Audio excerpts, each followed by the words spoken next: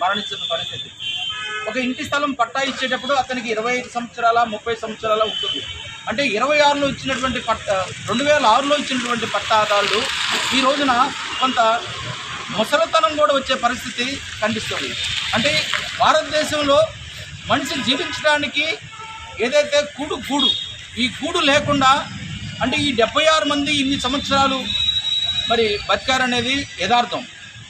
అంటే ఇవాళ కొంతమంది అక్కడ రియల్ ఎస్టేట్ సంబంధించినటువంటి సంపద మొత్తం కూడా మరి కొంతమంది వ్యక్తులు మరి ప్రభుత్వ భూములను కూడా కబ్జా చేస్తూ అంటే ఈ 76 మందికి సంబంధించినటువంటి స్థలాలను కూడా కబ్జా చేస్తూ తన మాత్రమే బతకాలనేటువంటి దురుద్దేశంతో ఒకవైపున ప్రజల మరి పన్నులతో అధికారులు ఇవాళ ఉద్యోగ రంగంలో ఉన్నటువంటి వాళ్ళు ఎవరి పక్షాన ఉండాలి. ఏదైతే ప్రభుత్వ రికార్డుల ప్రకారం ఉన్నప్పుడే మాత్రమే 76 మందికి పట్టాలు ఇచ్చారు. ఆ పట్టాలు ఇచ్చినప్పుడు అది ప్రభుత్వ ఆస్తి. ఆ ప్రజలకు ఇచ్చినటువంటిది ఖచ్చితంగా రక్షించాల్సిన బాధ్యత రెవెన్యూ అధికారుల మీద ఉంది. ఆ రెవెన్యూ అధికారులతో పాటు పోలీసుల మీద కూడా మరి ఎవరైనా అదనపు వాళ్ళు వస్తే ప్రభుత్వానికి సంబంధించిన చట్టాలను రక్షించిన బాధ్యత ఈ రాజ్యాంగ వ్యవస్థలో మరి రెవెన్యూ వాళ్ళు పోలీసు మొత్తం కూడా ఉండాల్సిన అవసరం ఉంది.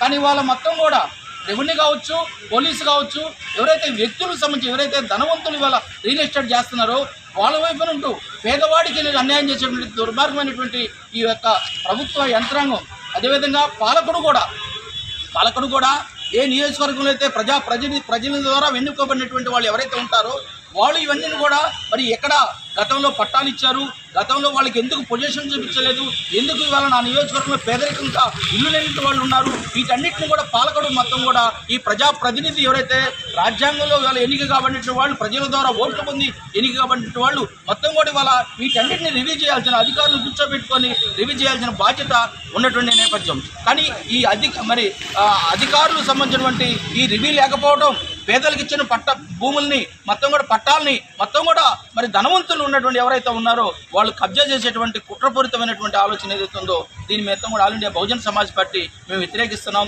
ఈ బాధిత ఎవరైతే ఈ అరుగులైతే ఎవరైతే ఉన్నారో ఈ పట్టాదారు మరి ఇంటి నివేశించే పట్టాదారులు ఎవరైతే ఉన్నారో వాళ్ళకి నివాస గృహాలు దక్కేంత వరకు కూడా వాళ్ళు వెంట ఉండి ఈ పోరాటాన్ని కొనసాగిస్తామని తెలియజేస్తా ఉన్నాం. జై భీమ్.